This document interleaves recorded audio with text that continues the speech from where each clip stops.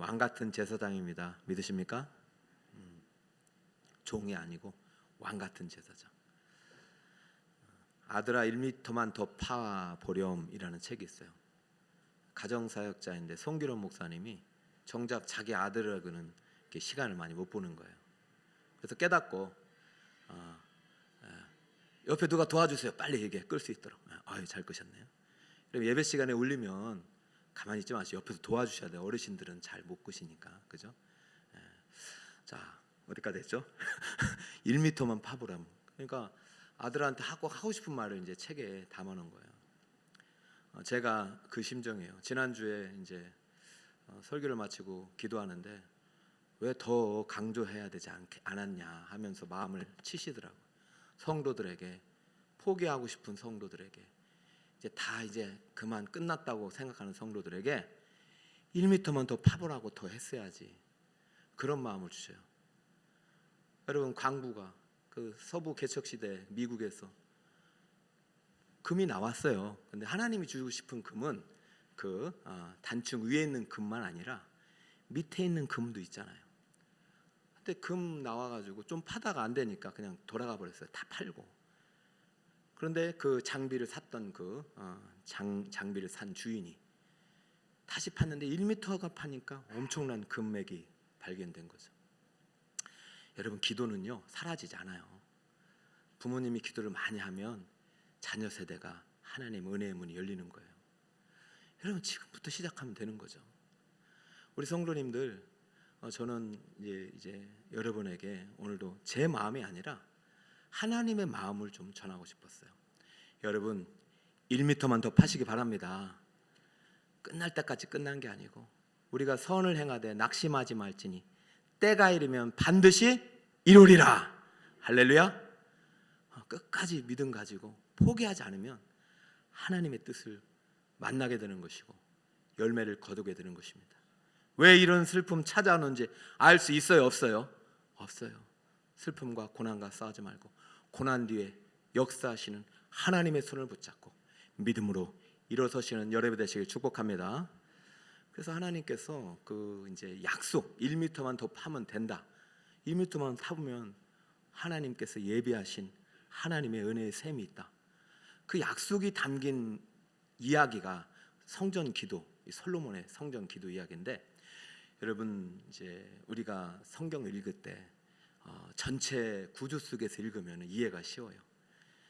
성경대학을 2년 전에 했는데 제가 더 빨리 더 해야겠다는 생각이 드는 게 잊어버릴만 하면은 안 보면 다 잊어먹거든요. 자, 한번 역대기를 한번 볼까요? 역대기 그때 이제 역대기 주제를 제가 어떻게 말씀드렸냐면, 여러분 역대기 지금 포로로 끌려갔잖아요. 지금 하나님의 백성들이 저 바벨론에 갔다가 페르시아 치하 속에서 지금 식민 통치하고 지금 저 옥살이 하고 있는 거예요. 식민살이 하고 있는 거예요. 그러니까 에스라라는 선지자가 도무지 이해가 안 되는 거예요. 그 열왕기는 열왕기는 다른 선지자가 썼어요. 예레미야가 썼는데 그때는 왜 망했냐? 그러니까 하나님 말씀대로 안 사람께 망했다. 그럼 어떻게 하면 이 나라를 회복할 것인가? 이제 에스라가 기도하는 가운데 하나님이 응답을 주신 책이 이제 역대기란 책이죠.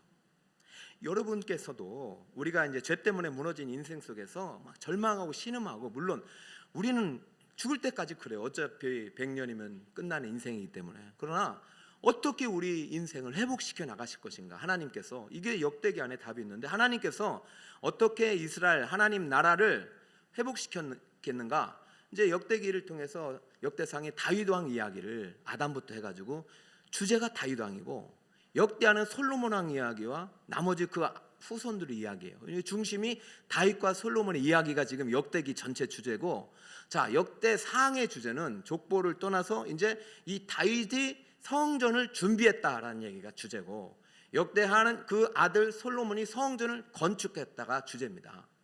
그런데 우리가 남유다 저 후손들 솔로몬의 후대에 이르면서 하나님 말씀대로 살지 못하다 보니까 성전이 무너졌다.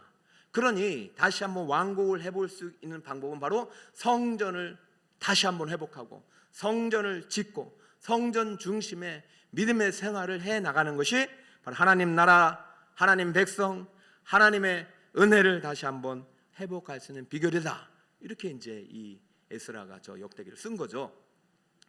중심이 성전이잖아요. 성전. 지금 계속해서 11월 특세부터 성전이라는 주제가 계속 나가고 있고 이제 1월 특세 때 보면 끝나요. 다른 주제가 나오기 때문에. 그러면 성전에서 솔로몬이 성전을 지었지 않습니까?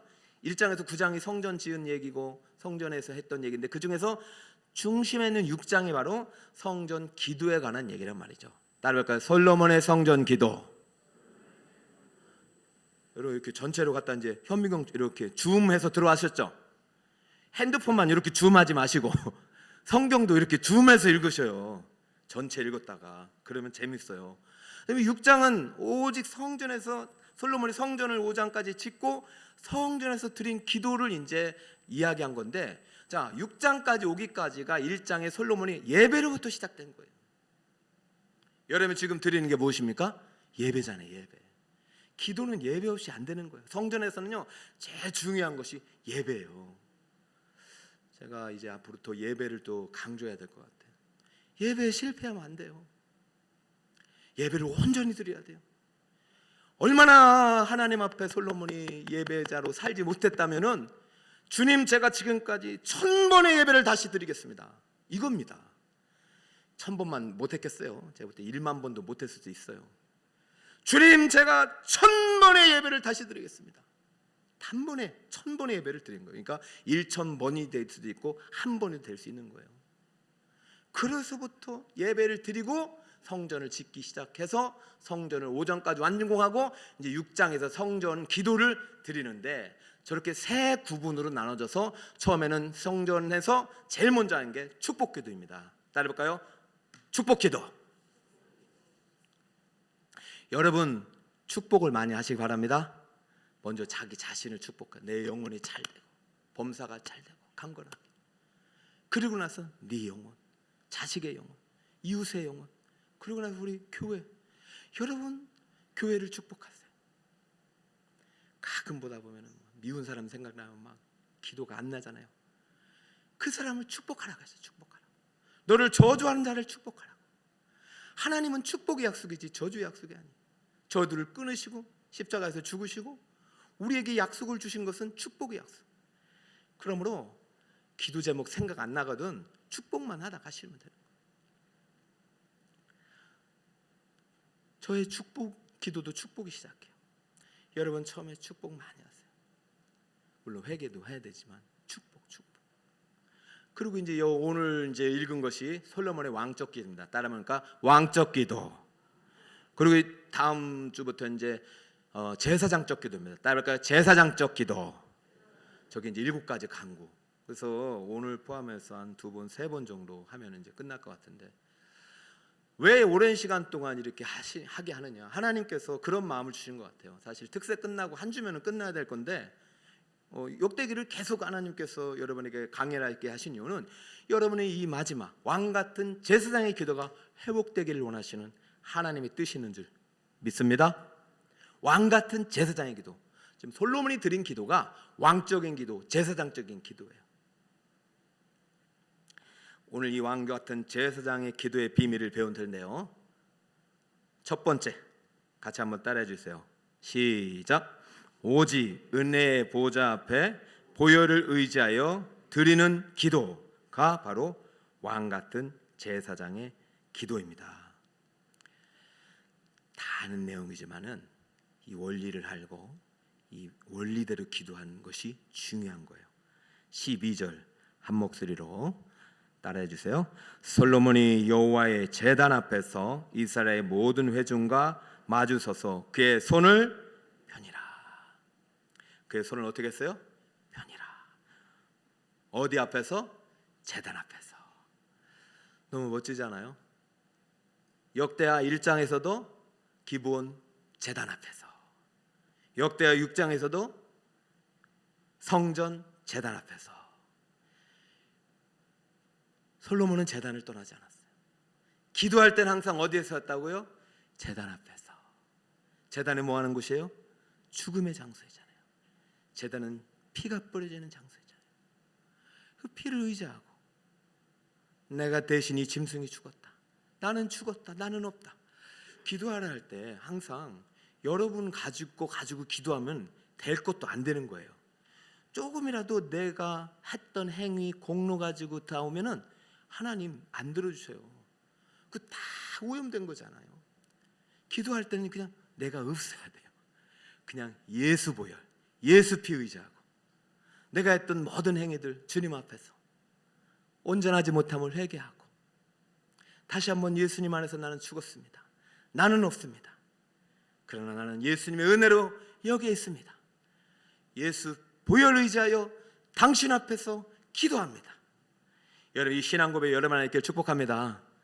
그러니까 이 손을 펼 때 이 손은 누구의 손이 돼야 되면 예수의 피 묻은 손이 돼야 되죠.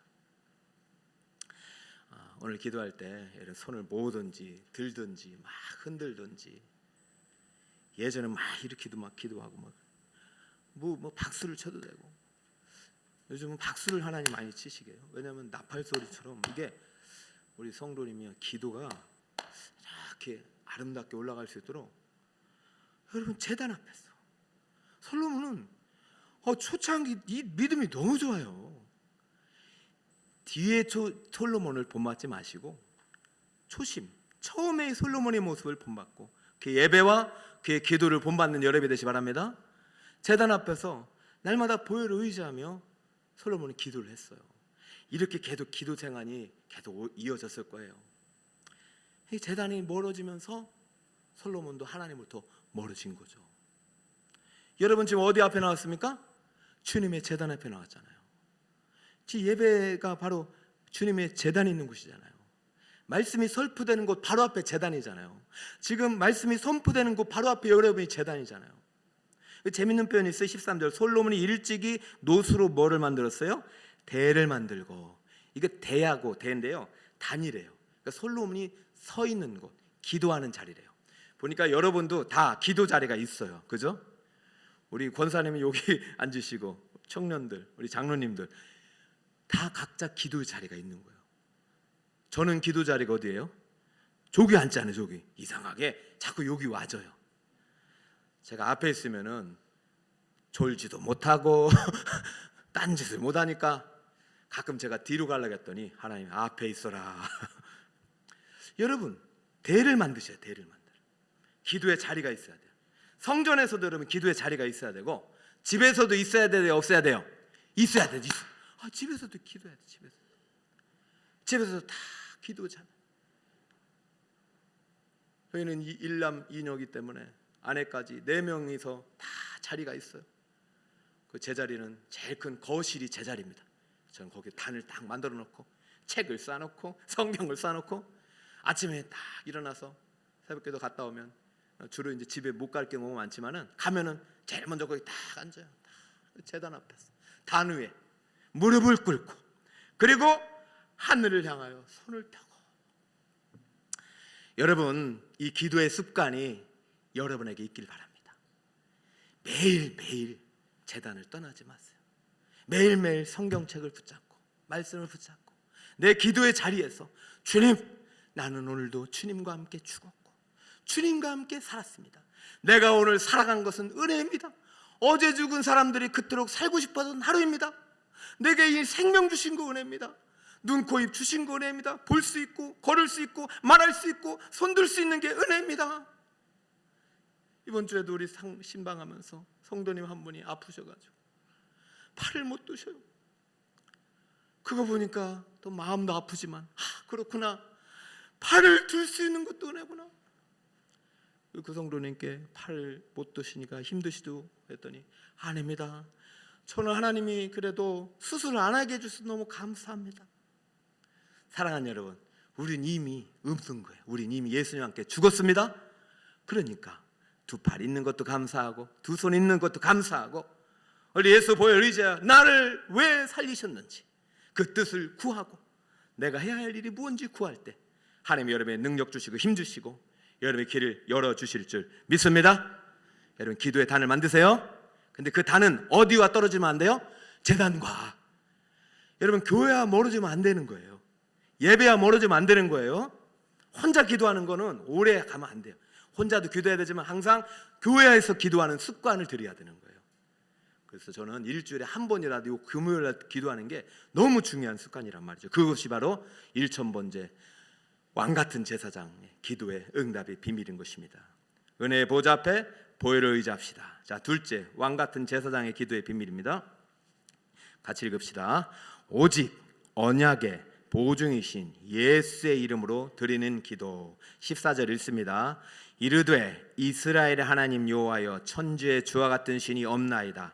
주께서는 온 마음으로 주의 앞에서 행하는 주의 종들에게 언약을 지키시고 은혜를 베푸시나이다. 여기에 우리가 익숙한 언약이라는 단어가 나오네요. 그죠? 기도는 반드시 언약의 말씀, 약속의 말씀, 생명의 말씀, 하나님의 말씀과 함께 해야 돼요. 기도는 제단 옆에서 예배와 함께 드려야 되는 것이 중요하고, 예배와 분리되지 않아야 되고, 기도는 성경 말씀과 분리되면 안 돼요. 그러면 예배 시간에 말씀을 잘 듣고, 내게 감동 주신 말씀 붙잡고, 주여 이 약속을 위하여 기도합니다.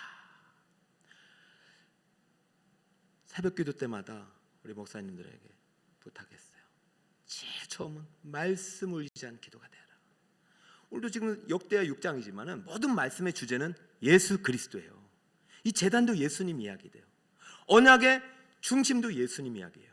자, 그렇다면 언약의 보증이신 예수의 이름으로 드리는 기도가 왕같은 제사장의 기도예요. 그러면 솔로몬이 왕같은 제사장으로서 지금 기도를 드리고 있잖아요.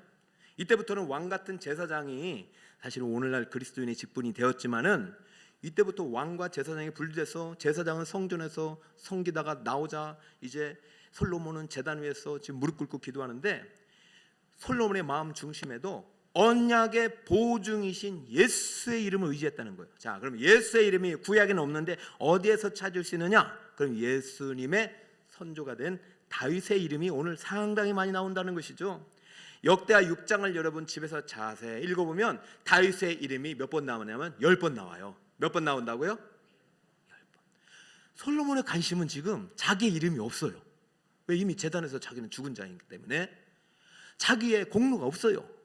그래서 누구의 공로는 있냐면 다윗 아버지의 이름이 상당히 많이 나와요.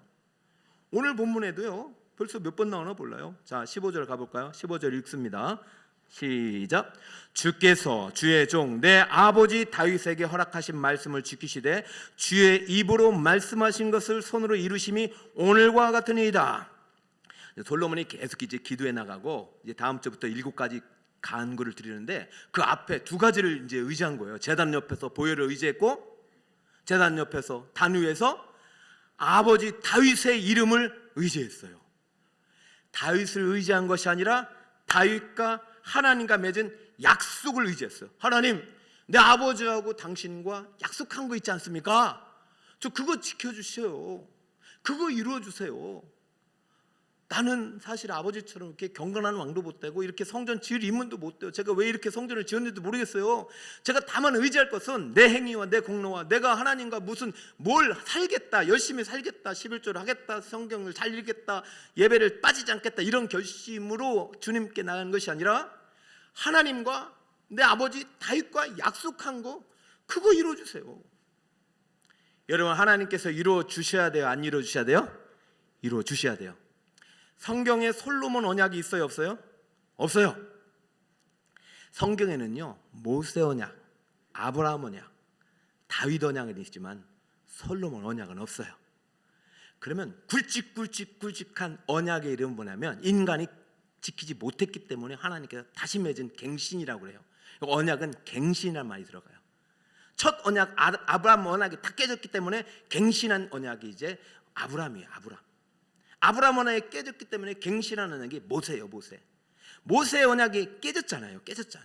잘 못 지키니까. 그래서 다윗의 언약이 온 거예요. 그래서 지금 솔로몬은요, 다윗의 언약 시대를 살아가고 있어요. 엄밀히 말하면 다윗도 언약을 완전히 지키지 못했잖아요. 마지막에 인구조사하다가 하나님 그 벌 받았잖아요. 그러면 어떻게 솔로몬이 다윗의 이름을 의지하냐 말이에요.